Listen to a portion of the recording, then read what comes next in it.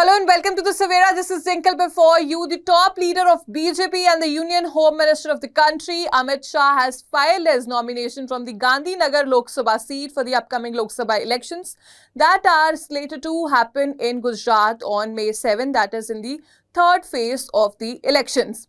Well, Gandhinagar seat has always remained with BJP since 2014, and in 2019, Amit Shah won this seat with vote majority of 69.67% and winning these elections with over 5 lakh votes. Let me walk you through more details. The big leader of BJP, Union Home Minister Amit Shah, has filed his nomination from the Gandhinagar Lok Sabha seat for the 2024 Lok Sabha elections. The senior BJP leader is seeking re-election from the Gandhinagar Lok Sabha constituency for a second term. Congress has fielded its party secretary Sonal Patel from the seat, who filed her nomination on April 16.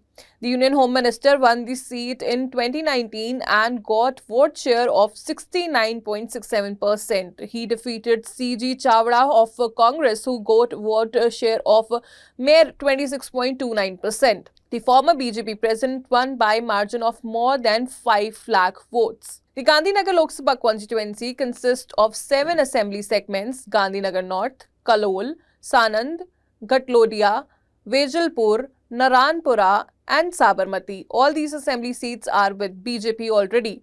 In the past, the seat had been represented by BJP veteran and former Deputy Prime Minister L.K. Advani.